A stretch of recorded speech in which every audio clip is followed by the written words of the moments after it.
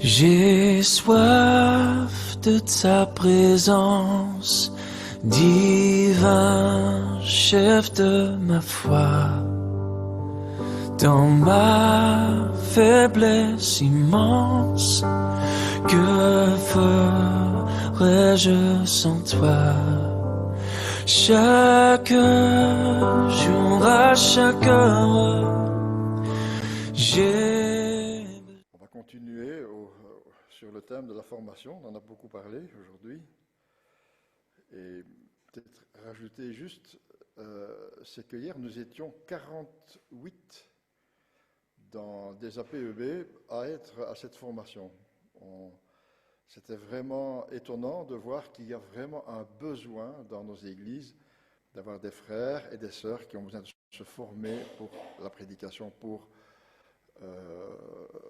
l'édification de l'Église, pour qu'elle puisse grandir, pour aussi la relève de ceux qui deviennent plus vieux.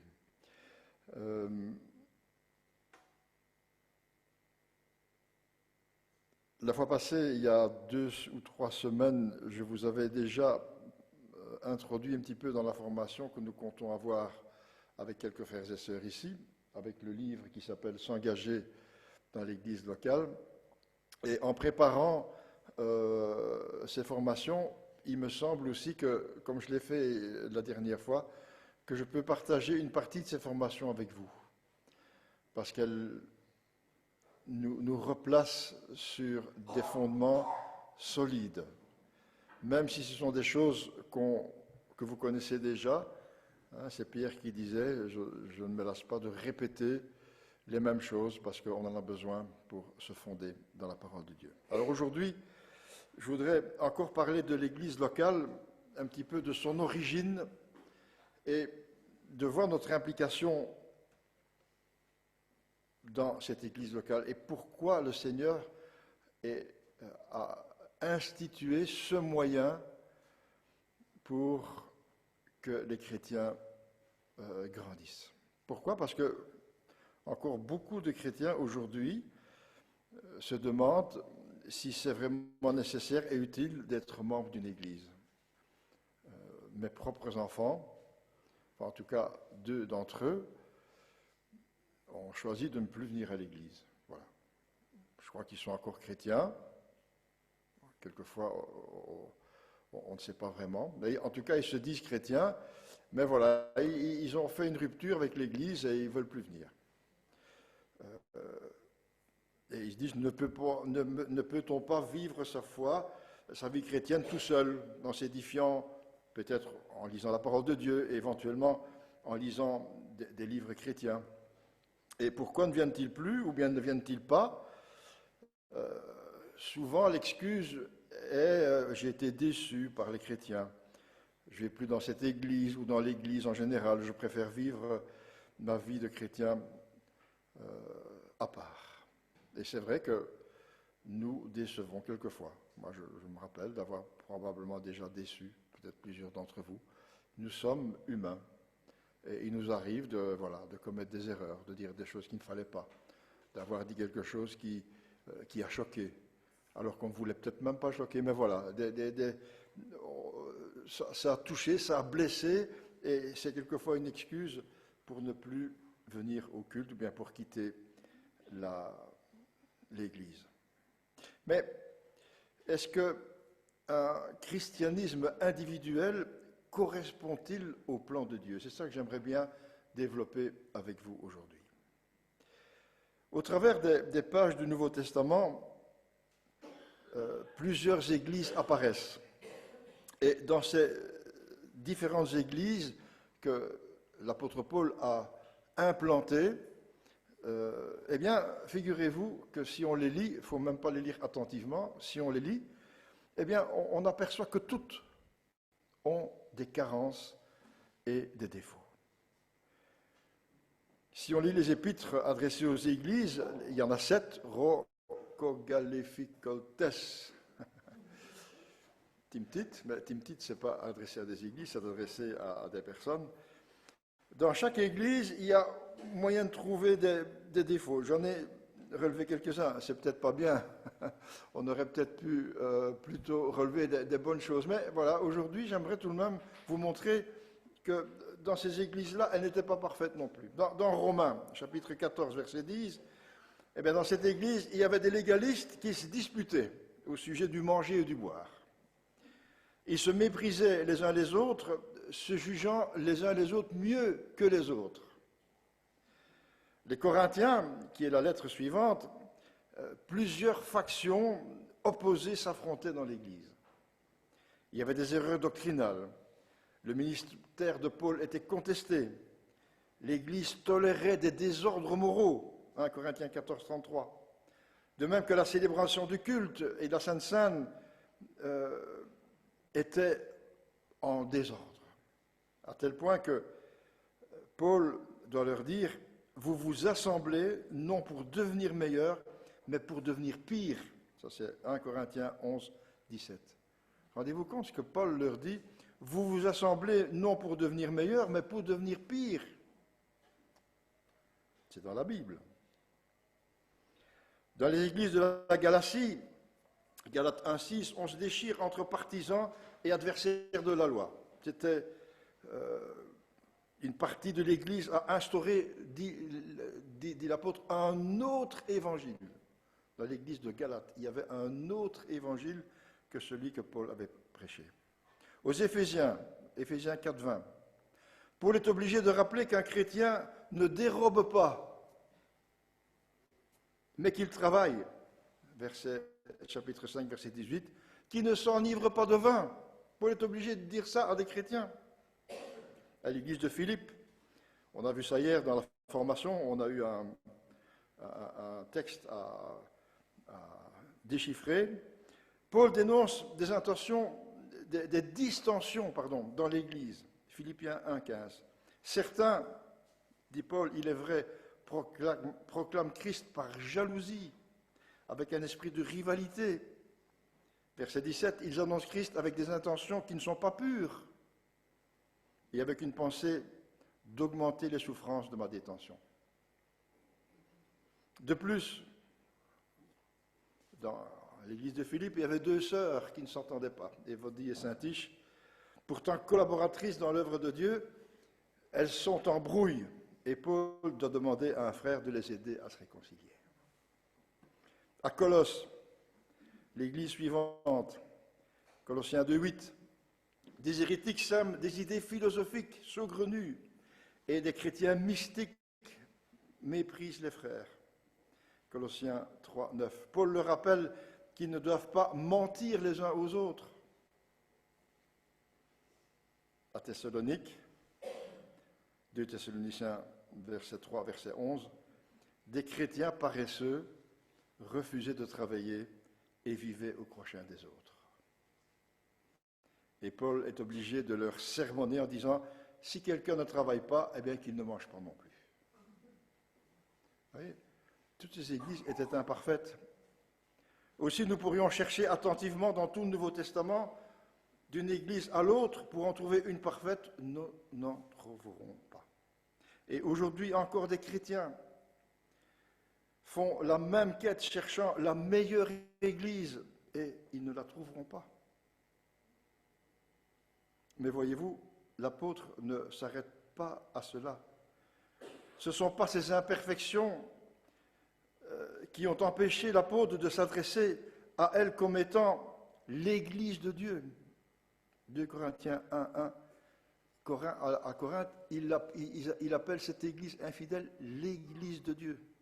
À Thessalonique, il s'adresse dans 1 Thessaloniciens 1,1 à l'Église qui est en Dieu notre Père et dans le Seigneur Jésus-Christ. Il avait tout de même du respect pour ces églises parce qu'elles appartenaient au Seigneur. C'était l'Église du Seigneur, imparfaite mais appartenant au Seigneur. Et l'apôtre continue à qualifier toutes ces églises imparfaites dans des termes comme l'édifice de Dieu. 1 Corinthiens 3,9. La maison de Dieu qui est l'église du Dieu vivant, la colonne et l'appui de la vérité. 1 Timothée 3,15. Ce sont des mots élogieux pour ces églises imparfaites. Et les carences et les imperfections des églises n'ont pas empêché l'apôtre de créer de nouvelles églises partout où les gens se convertissaient. Et jamais aucun des apôtres, Paul, Jean, Pierre, Jacques, n'ont écrit dans le Nouveau Testament et ont encouragé les chrétiens à vivre leur foi en dehors de l'Église ou quitter leur assemblée locale parce que celle-ci était imparfaite. Jamais on trouve ça. Et du moment qu'elles étaient édifiées sur les principes, je dirais pré-bibliques, puisque la Bible n'existait pas encore à l'époque, mais ces principes étaient tout de même enseignés au premier temps par les apôtres à Jérusalem. Les apôtres avaient à Jérusalem une sorte de concile où ils enseignaient. Ils avaient vécu avec le Seigneur, ils avaient reçu beaucoup d'instructions de la part du Seigneur. Et avant d'avoir les écrits que nous avons et qui étaient envoyés, eh bien c'était les apôtres qui donnaient des instructions pour l'Église primitive. Et au début, les chrétiens se réunissaient dans les maisons, ils se rassemblaient en communauté, ceux qui avaient quitté le monde pour suivre l'appel de Jésus-Christ. Et cela devenait l'Église locale dès qu'ils se structuraient avec des anciens et des diacres. La même chose aujourd'hui, il y a des petits groupes de maisons qu'on ne peut pas encore vraiment appeler Église, on en connaît, et qui seront vraiment une Église quand elles seront structurées correctement, selon la parole de Dieu. Et c'est important de savoir ce que la parole de Dieu dit au sujet de l'Église, quelles sont les instructions que le Seigneur Jésus lui-même a données pour que ces églises deviennent vraiment des églises. L'Épître aux Hébreux, l'auteur de l'Épître aux Hébreux exhorte également les chrétiens à ne pas quitter leur église. Hébreux 10, 25, je vais le lire en français courant. « N'abandonnons pas nos assemblées comme certains ont l'habitude de le faire. Au contraire, encourageons-nous les uns les autres, cela d'autant plus que vous voyez approcher le jour du Seigneur. » Alors, voilà, ça c'est un petit peu l'introduction. Quel enseignement de la Bible concerne l'Église locale, mais aussi notre implication dans celle-ci? Tout d'abord, pour légitimer l'Église locale, c'est le Seigneur lui-même qui a institué l'Église locale. Le Seigneur a dit, dans Matthieu 16, 18, « Je bâtirai mon Église et les portes du séjour des morts ne prévaudront point contre elle. » Et dans une version second 21, je lis la même phrase, « Je construiserai mon Église et les portes du séjour des morts ne l'emporteront pas sur elle. » Remarquez ici que le Seigneur parle au futur. Le Seigneur, pendant qu'il était sur la terre, n'a pas créé d'église. Il a prêché, il a enseigné. Et la question qu'on peut se poser, le Seigneur pensait-il à l'église universelle quand il disait « Je bâtirai mon église ». Oui, certainement, mais aussi aux églises locales.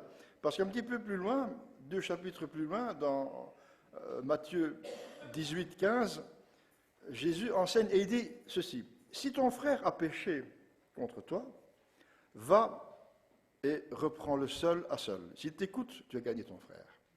Mais s'il ne t'écoute pas, prends avec toi 1 ou 2 personnes afin que toute l'affaire se règle sur la déclaration de 2 ou 3 témoins. Et puis, s'il refuse de les écouter, dis-le à l'Église.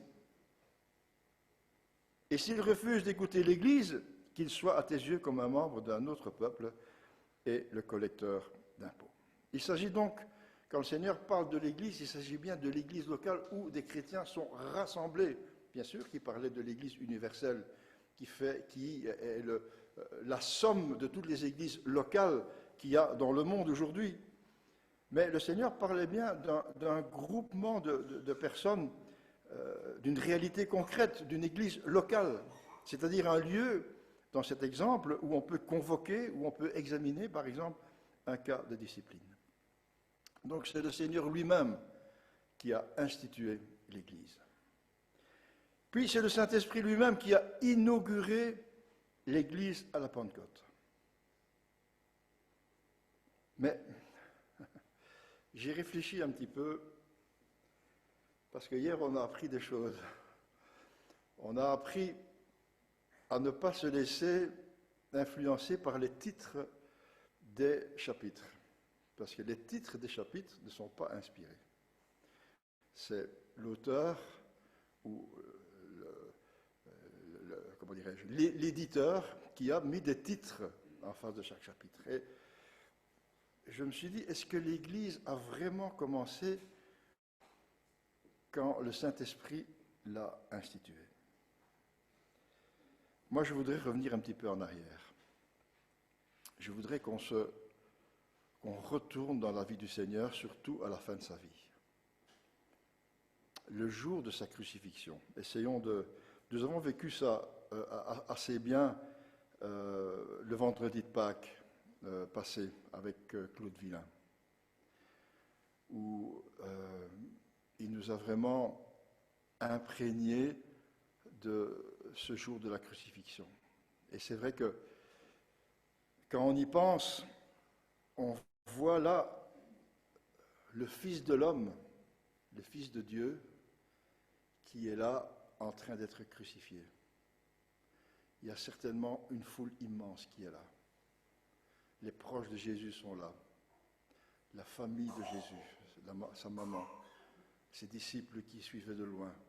Et une foule qui était là et qui se demandait, mais qu'est-ce qui se passe ici? Cet homme, on l'a vu faire des miracles, on l'a vu enseigner, on l'a vu faire du bien. Mais qu'est-ce qui se passe? Le voilà en train d'être cloué sur une croix. Et on entend les coups de marteau et certainement des cris. Et le ciel qui s'obscurcit, mais qu'est-ce qui se passe? Qu'est-ce qui se passe? Et puis certainement des gens se demandent de prier en disant, mais Dieu, mais qu'est-ce qui se passe? Et alors, quelques heures après, Jésus est mort sur cette croix. Il est bien mort parce qu'il ne bougeait plus, certainement. Et un des soldats a lancé une lance dans son côté. Et du sang et de l'eau a coulé. Il n'a même pas réagi, donc il était bien mort. Et puis, des disciples sont venus pour l'enlever de la croix et on l'a mis dans un tombeau. Et voilà, et c'est fini. C'est fini. Tout le monde est retourné chez lui avec plein de questions. La preuve, c'est que les disciples d'Emmaüs, quand ils allaient à Emmaüs 3 jours plus tard, ils se disaient, mais qu'est-ce qui s'est passé? Et quand Jésus vient près d'eux, incognito, il leur dit, de quoi parlez-vous en marchant pour avoir l'air si triste? Je suis dans Matthieu, je n'ai pas marqué la référence, mais ce n'est pas grave. Verset 18, l'un d'eux, nommé Cléopas, lui répondit, mais est-ce que tu es le seul en séjour à Jérusalem qui ne sache pas ce qui s'est arrivé ce jour-ci?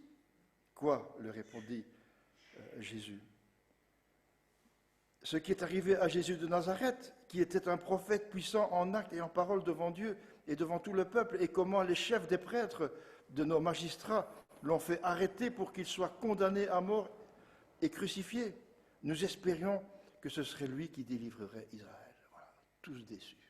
Les disciples de Jésus sont déçus. Et ils restent sur une note négative. Mais bien-aimés, 3 jours après, il y eut un matin. Et c'est ça qui a tout changé. Il y a un nouveau départ. Christ est ressuscité. Il est vivant.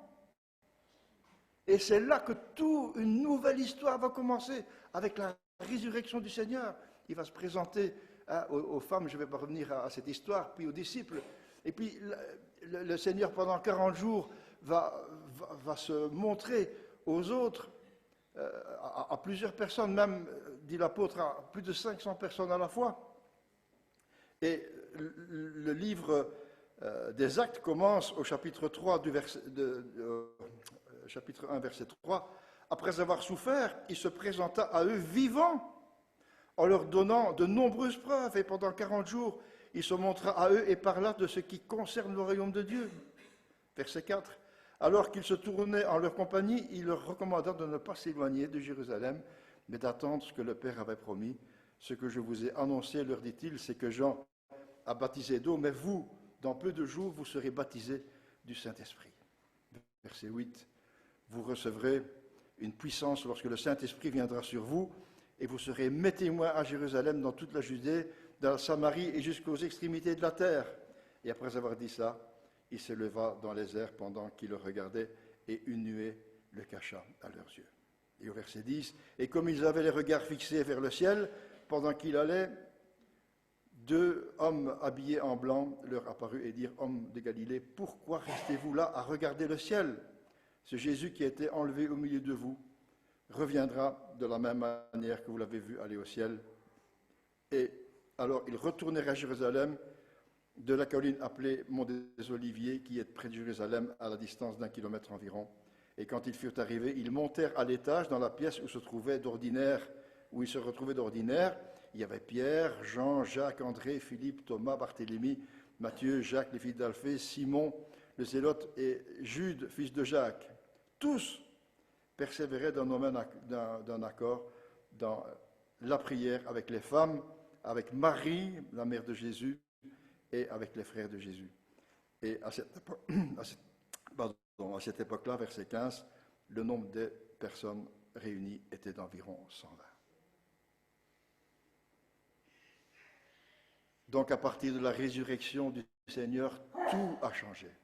Tout a changé. Nous avons maintenant un Seigneur vivant, un Seigneur qui s'est présenté, un Seigneur qui est glorifié, et il va donner le relais maintenant au Saint-Esprit.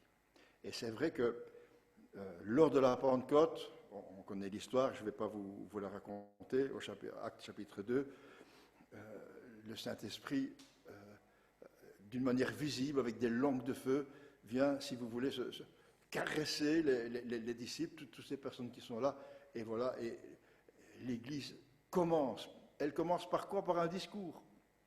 Pierre parle, un message magistral qui est rapporté au chapitre 2, et ce jour-là, 3000 personnes se tournent vers le Seigneur. 3000 personnes se convertissent. Voilà, l'Église commence. L'Église est vraiment maintenant, officiellement, je dirais, inaugurée par l'action du Saint-Esprit. Et tout de suite, verset 42 du chapitre 2, tout de suite, c'est clair pour tous ces chrétiens, ils se font baptiser. Et puis, au verset 42, ils commençaient déjà à se rassembler. Pourquoi? Parce qu'ils persévéraient dans l'enseignement des apôtres. Comment voulez-vous qu'ils apprennent l'enseignement des apôtres si ce n'est pas dans un regroupement, dans une église? Il n'y avait pas d'église à l'époque. On sait très bien qu'ils allaient, dans un premier temps, tous se rassembler dans le temple. Le temple, c'était immense. On ne sait pas où ils se mettaient. Peut-être dans la cour, ils se rassemblaient. Mais ils se rassemblaient aussi dans les maisons. Dans les maisons peut-être des apôtres, dans les maisons des chrétiens. Et c'est comme ça qu'ils persévéraient dans l'enseignement des apôtres, dans la communion fraternelle. Il faut être rassemblé pour jouir de la communion fraternelle. La fraction du pain, ça ne se fait pas chacun chez soi, ça se faisait dans un groupement. Donc l'Église naissait, le groupement naissait, l'Église locale naissait. On ne sait pas vraiment comment, où. Mais en tout cas, ils se réunissaient, certainement à plusieurs endroits, parce que 3000, pas sûr qu'à Jérusalem, il y avait des salles qui pouvaient contenir 3000 personnes. Bien qu'ils se réunissaient dans le temple, en grand groupement. Et puis ils se réunissaient dans les prières aussi. Voilà. 4 principes de l'Église locale. L'Église est inaugurée par l'enseignement des apôtres, la communion fraternelle, la fraction du pain et les prières. Et ils persévéraient. Et ça vaut la peine de lire, je n'ai pas noté, je voudrais le lire, qu'est-ce qui se passe après, dans Acte 2, verset 43. Ce sont des versets qui sont tellement beaux, et auxquels on aimerait tellement participer et voir ça dans notre Église également. En tout cas, c'est tellement beau. Donc je lis le verset 42, « Ils persévéraient dans l'enseignement des apôtres, dans la communion fraternelle, dans la fraction du pain, et dans les prières. et la crainte s'emparait de chacun d'eux. Il se faisait beaucoup de prodiges et de miracles par les apôtres. Tous ceux qui croyaient étaient tous dans un même lieu, voyez-vous, tout de même, dans le temple, et ils avaient tout en commun. Ils vendaient leurs propriétés et leurs biens et en partageaient le produit entre tous selon les besoins de chacun. Ils étaient chaque jour tous ensemble assidus au temple et ils rompaient le pain dans les maisons et prenaient leur nourriture avec joie et simplicité de cœur. On peut imaginer comment ça se passait. Il n'y avait pas encore de structure, il n'y avait pas encore de liturgie. C'était beaucoup d'improvisation, comme je disais la fois passée. Verset 47. Ils se rassemblaient, louant Dieu et trouvant grâce auprès du peuple. Et le Seigneur ajoutait chaque jour à l'Église ceux qui étaient sauvés. C'est magnifique. Le but donc du Saint-Esprit n'était pas de laisser des chrétiens isolés, mais de les rassembler dans un corps que la Bible appelle le corps de Christ. En effet, dit 1 Corinthiens 12, 13, que nous soyons juifs ou grecs, esclaves ou libres, nous avons tous été baptisés dans un seul esprit pour former un seul corps. Et Dieu va se servir de l'Église. Et tout au long du Nouveau Testament, le Saint-Esprit, qui est l'auteur de l'Écriture, va expliquer le développement de l'Église. Il va donner des directives, comment la structurer, comment il faut se conduire dans l'Église de Dieu, ce qu'il faut y proclamer, ce qui doit être dit. Et le temps nous manque pour examiner d'autres éléments, mais on le fera dans la formation. Les apôtres étaient membres eux-mêmes d'une Église. Vous savez que Paul et Barnabas étaient membres de l'Église d'Antioche. Ils étaient les responsables là-bas. C'est même cette Église qui les a envoyés pour leur premier voyage missionnaire à travers l'Asie mineure, où ils vont implanter des églises locales dans les principales villes et les ports aussi, des ports de commerce de l'Asie mineure. Ensuite, ils continuaient à affermir ces églises locales, à les fortifier dans la foi, et c'est à partir de ces églises locales que l'évangile se répandait dans toute la région. Paul va employer ces églises locales comme base pour apporter l'évangile dans de nouvelles régions, encourageant les églises locales à participer avec lui à la propagation de l'Évangile. Conclusion. J'ai deux conclusions. Nous avons tous besoin, bien-aimés, d'appartenir à une église locale.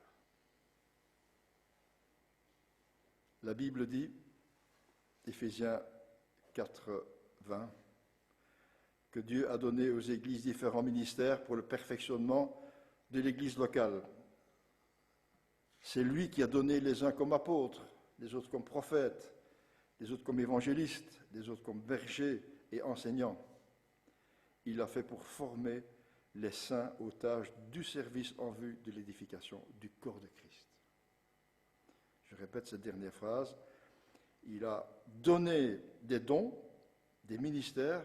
Il l'a fait pour former les saints aux tâches du service en vue de l'édification du corps de Christ.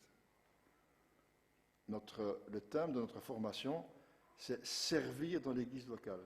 C'était vraiment le but du Seigneur, de donner des responsables avec différents dons pour former des saints aux tâches du service en vue de l'édification du corps de Christ. J'ai noté un commentaire d'Alfred Kuhn qui dit ceci. Comment voulons-nous croître sans l'aide de ce que Dieu a lui-même institué à cet effet? Sans le concours des frères et des sœurs qui nous exhortent, qui nous avertissent, qui nous consolent et qui nous réconfortent.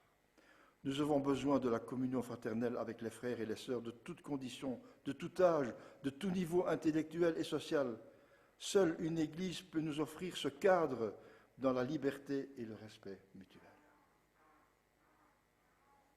Deuxième conclusion. La première, je la répète, nous avons besoin d'être membre d'une Église locale et d'y appartenir.